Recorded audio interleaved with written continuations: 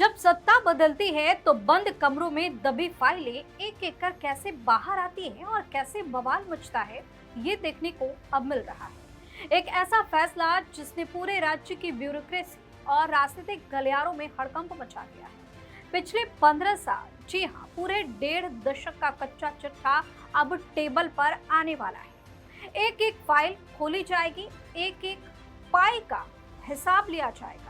लेकिन बात सिर्फ नेताओं तक सीमित नहीं है। इस बार गाज उन लोगों पर भी गिर सकती है जो समाज के सबसे सम्मानित पदों पर बैठे हैं। एक ऐसा बयान सामने आया है जिसने बड़े बड़े कुलपतियों की नींद उड़ा दी है। कहा गया है कि अगर कल को वो जेल की सलाखों के पीछे दिखे तो हैरान मत होइएगा, ऐसा हो सकता है। लेकिन आखिर बंगाल की राजनीति में ये कौन सा बड़ा तूफान आने वाला है? किसने बिछाई है ये कानूनी बिसात जिससे टीएमसी के कई बड़े नेताओं की भी नींद हराम हो गई? बताएंगे आपको इस स्टोरी में। नमस्कार, वीके न्यूज देख रहे हो, मैं हूं आपके साथ दिव्या।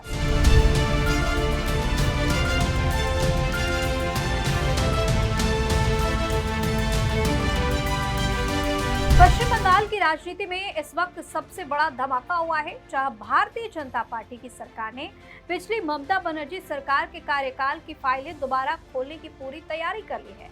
सरकार ने एक बेहद ताकतवर एक सदस्यीय न्यायिक आयोग का गठन किया है, जो साल 2011 से लेकर 2026 के बीच यानी पूरे 15 साल के दौरान अलग अलग सरकारी विभागों और एजेंसियों में हुई कथित आर्थिक गड़बड़ियों की जांच करेगा।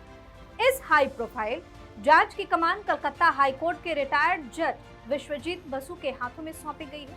सरकारी आदेश के मुताबिक यह बड़ा फैसला भारी जन आक्रोश और जनता की चिंताओं को ध्यान में रखकर लिया गया है, ताकि सालों से दबे सच को सामने लाया जा सके। ये जांच केवल कागजी नहीं होने वाली है, बल्कि इसका शिकंजा बहुत बड़ा और गहरा है।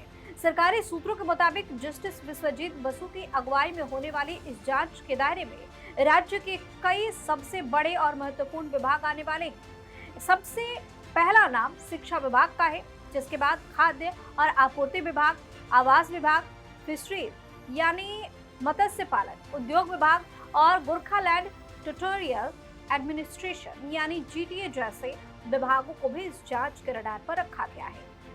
यानी सरकार इस बार किसी भी कोने को बिना जांच के छोड़ने के मूड में नहीं है और भ्रष्टाचार के तह तक जाने की पूरी तैयारी हो चुकी है। इस खबर में सबसे बड़ा सस्पेंस और चौंकाने वाला मूड तब आया जब राज्य के शिक्षा मंत्री जगन्नाथ चट्टोपाध्याय ने एक ऐसा बयान दे दिया जिसने पूरे शैक्षिक गलियारों में हड़कंप मच गया।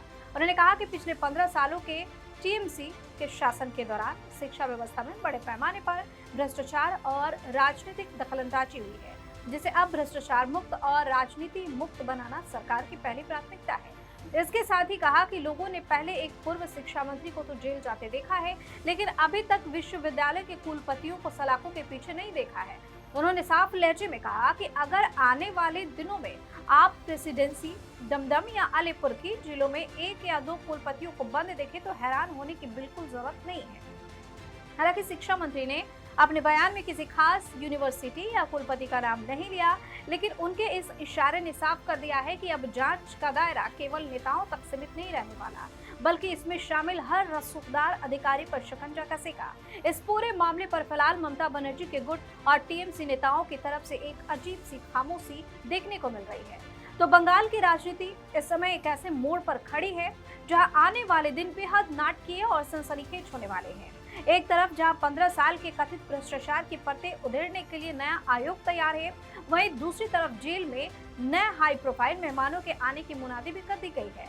अब देखना ये होगा कि इस जांच की आंच कहां तक पहुंचती है और विपक्ष इस पर क्या पलटवार करता है। आप अपनी राय कमेंट करके जो बताइए। चैनल को सब्सक्राइब कीजिए, वीडियो को लाइक और शेयर कीजिए। धन्यवाद। वीके न्यूज, राष्ट्र के नाम।